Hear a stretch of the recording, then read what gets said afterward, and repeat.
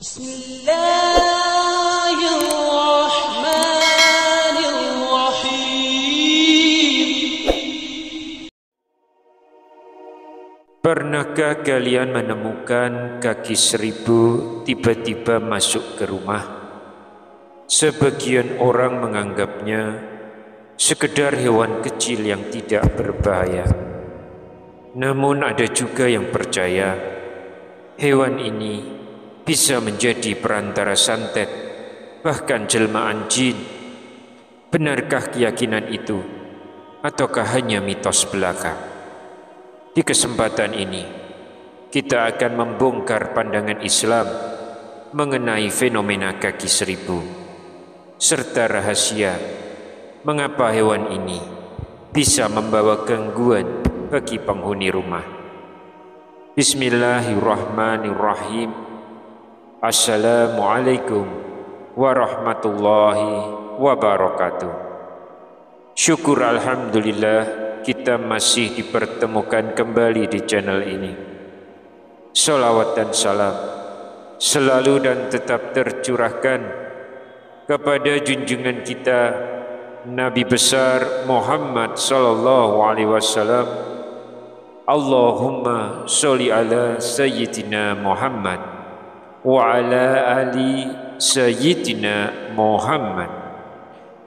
Harapan dan doa saya, semoga sahabatku semua selalu diberi kesehatan, rezeki yang berkah, ampunan dosa, umur penuh kebaikan, dan senantiasa istiqomah dalam iman Islam hingga akhir hayat. Dan sempatkanlah menuliskan sholawat di kolom komentar. Insya Allah akan menjadi bukti cinta kita kepada Rasulullah Muhammad sallallahu alaihi wasallam. Semoga kita semua mendapatkan syafaat beliau di akhirat kelak. Amin ya rabbal alamin. Sahabat beriman yang dirahmati Allah, di pembahasan kali ini kita akan membicarakan tentang bahaya binatang kaki seribu yang masuk ke dalam rumah kita dilihat dari sudut pandang agama Islam.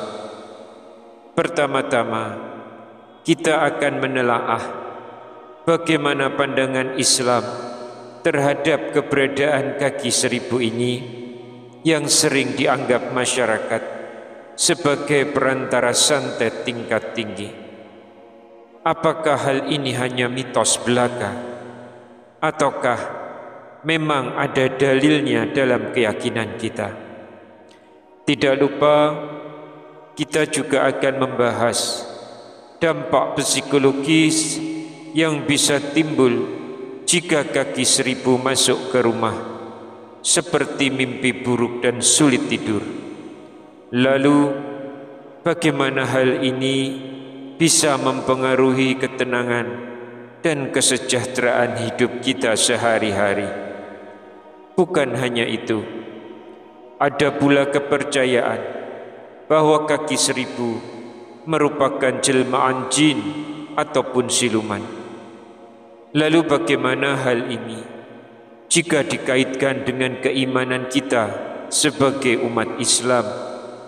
Apakah benar ada hubungannya dengan makhluk gaib? Pada kesempatan ini, kita tidak hanya akan membahas bahayanya saja, tapi juga mencari tahu penyebab kaki seribu bisa masuk ke rumah menurut ajaran Islam.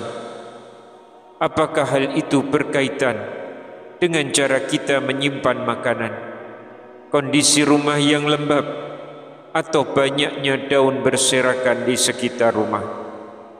Dengan memahami hal ini, semoga kita bisa menjaga keberkahan rumah kita sesuai tuntunan Islam terhadap fenomena alam yang terjadi sehari-hari.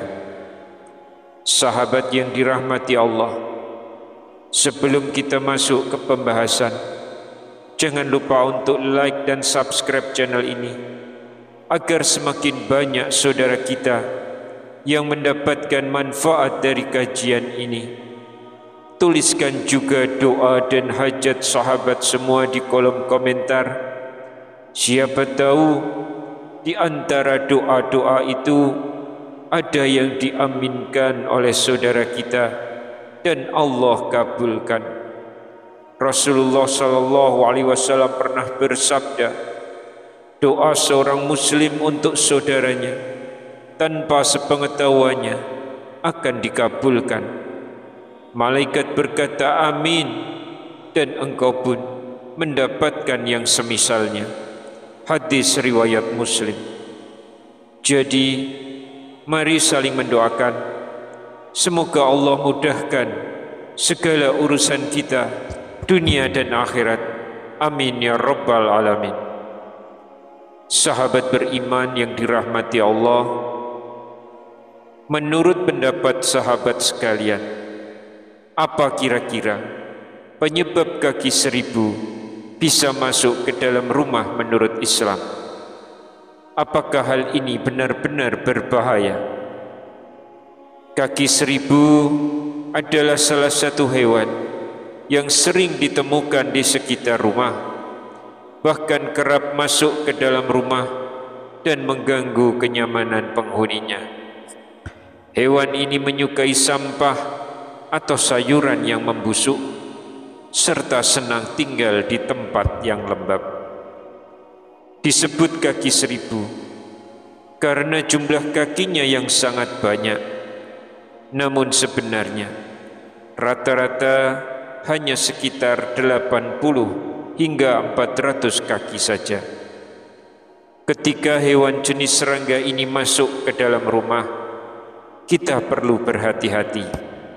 Sebab dalam sebagian kepercayaan, kaki 1000 dipercaya menjadi perantara ilmu santet tingkat tinggi karena dendam seseorang. Dalam pandangan Islam, hewan ini juga dianggap membahayakan. Maka membunuh kaki 1000 diperbolehkan sebagaimana dijelaskan oleh para ulama.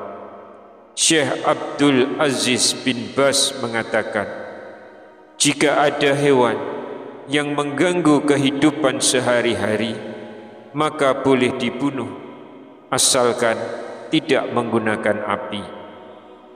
Berikut beberapa sebab yang sering dikaitkan dengan masuknya kaki 1000 ke dalam rumah menurut Islam.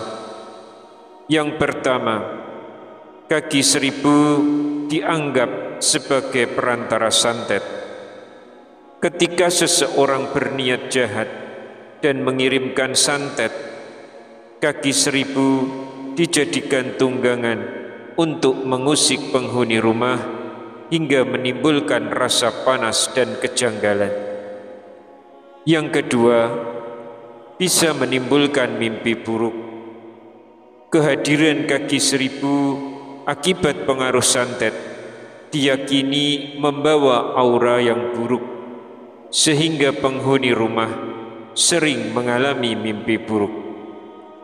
Yang ketiga, menyebabkan sulit tidur. Penghuni rumah merasa panas meski udara di luar sejuk. Jika hal ini terjadi, sebaiknya segera mencari tahu penyebabnya dan mengusir hewan tersebut. Yang keempat, menurut sebagian kepercayaan, kaki 1000 adalah jelmaan jin atau siluman. Al-Quran sendiri telah menjelaskan adanya jin, setan, dan manusia sebagai makhluk ciptaan Allah. Walaupun jin berjanji kepada Nabi Muhammad untuk tidak menampakkan diri di rumah orang beriman, terkadang mereka tetap menampakkan diri dalam wujud hewan, termasuk kaki 1000 yang senang di tempat yang lembab. Yang kelima, kaki 1000 dapat mengeluarkan racun. Walaupun tidak menggigit atau menyengat, hewan ini bisa mengeluarkan zat beracun berupa hidroklorid dan hidrogen sianida ketika terancam. Racun ini bisa membuat kulit terasa terbakar, gatal, bengkak, bahkan menimbulkan radang, pusing, mual, muntah, dan sesak nafas. Selain itu, ada pula penyebab alami kenapa kaki seribu bisa masuk rumah. Pertama, karena kita menyimpan makanan sembarangan. Sisa makanan yang tercium aromanya dapat menarik perhatian hewan ini. Kedua, karena kondisi rumah yang lembab, ruang bawah tanah, dapur, atau kamar mandi sering menjadi tempat yang mereka sukai. Ketiga, karena banyak daun berserakan di halaman. Daun yang menumpuk menjadi tempat berkembang biak kaki seribu, maka rumah perlu rajin dibersihkan agar tidak menjadi sarangnya.